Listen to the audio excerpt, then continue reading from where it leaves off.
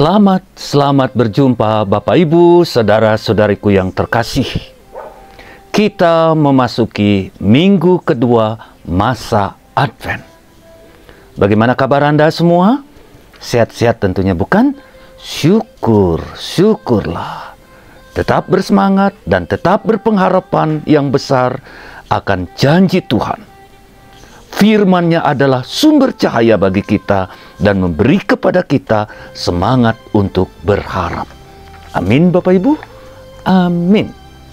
Nah, saudara-saudari, Bapak Ibu, saudara-saudari, anak-anak dan kaum muda yang saya kasih.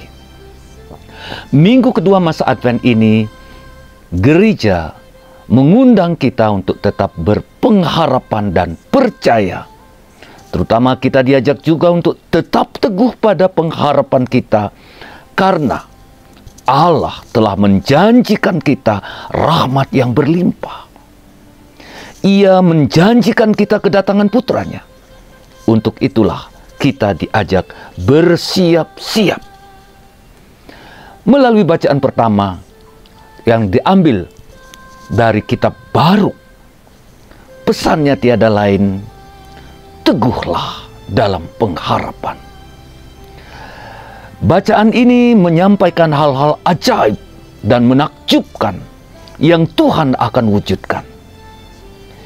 Yerusalem berkabung karena telah hancur rata dengan tanah. Anak-anak mereka dibawa ke pembuangan di Babylon. Jangan sedih. Jangan sedih.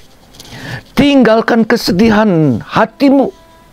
Kuatkanlah hatimu dengan kemuliaan Allah yang akan datang.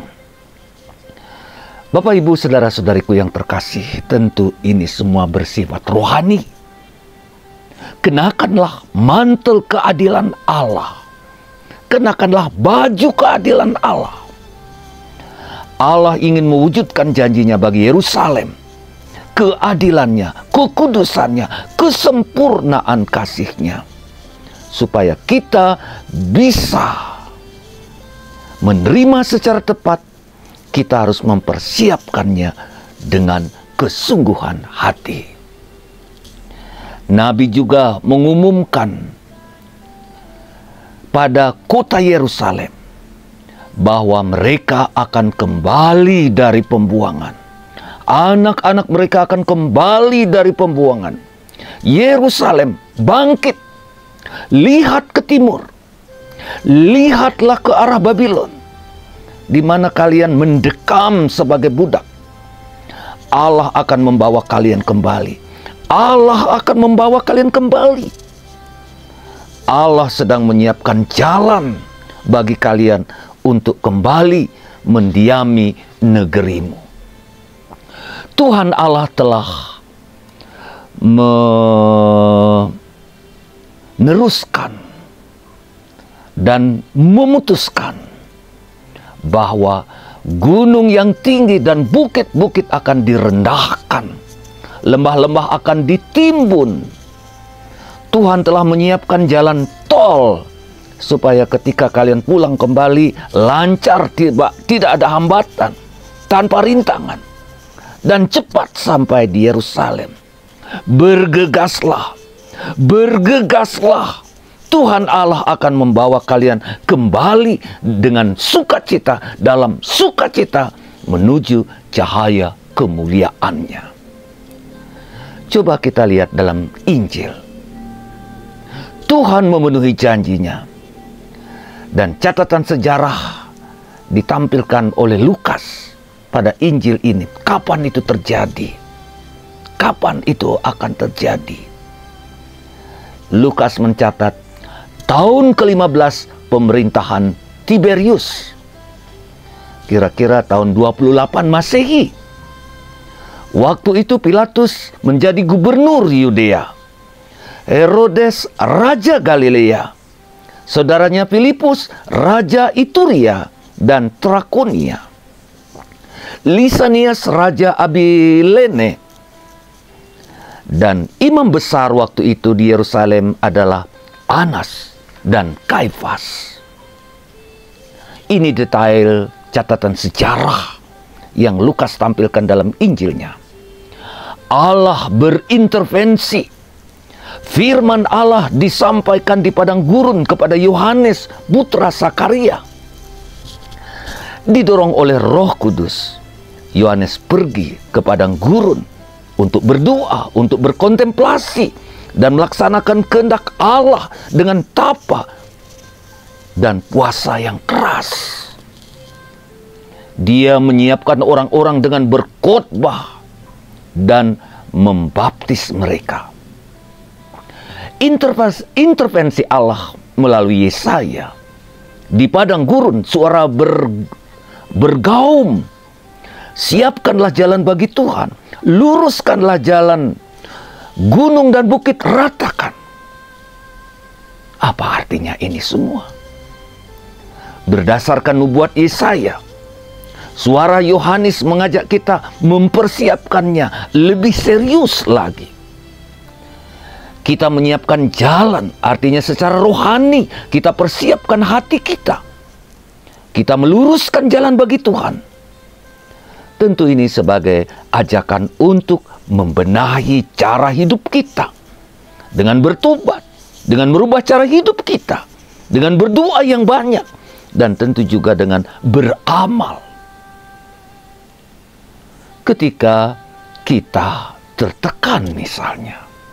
Ketika kita dalam bahaya, ketika kita tidak menemukan jalan, ketika kita hilang harapan, kita sepertinya ada di tebing bukit, curam, hilang harapan, putus asa.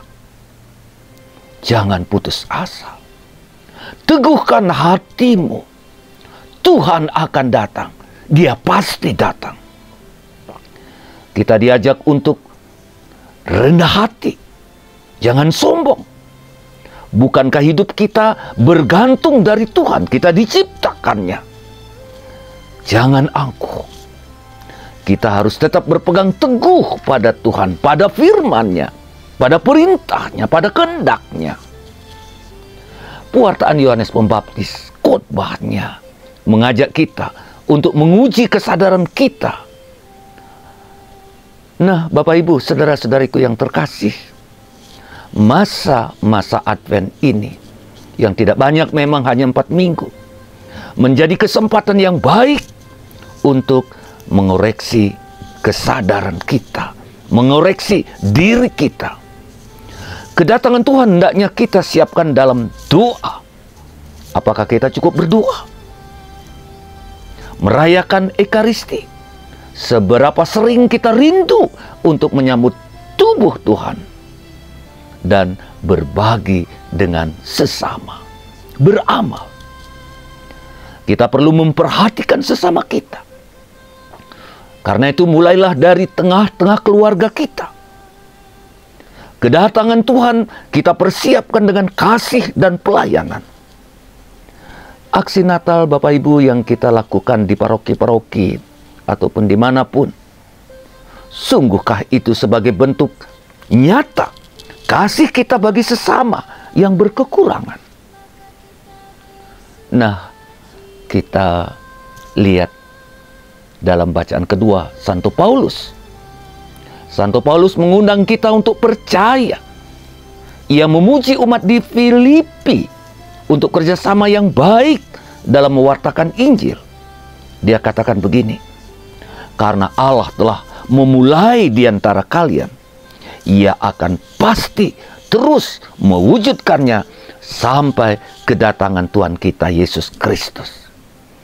Karena itu Bapak Ibu, saudara-saudariku, anak-anak dan kaum muda yang saya kasihi, mari kita lebih bersungguh-sungguh mempersiapkan kedatangan Tuhan. Jangan ragu lagi. Tuhan sudah mempersiapkan semuanya bagi kita. Selamat merenungkan dengan membaca firman Tuhan berulang kali. Bersiap-siaplah, Tuhan sudah dekat. Mari kita songsong, mari kita sambut Dia. Salam, Pater Agus Inyoman Murtika SPD, Domus Orationis Arnoldi Batu. Tuhan memberkati Anda semua dengan berkat melimpah. Dan bagi Anda yang sakit, Tuhan menjamah kalian. Saat ini pula Tuhan menyembuhkan kalian. Berharaplah, percayalah. Terima kasih, terima kasih, terima kasih.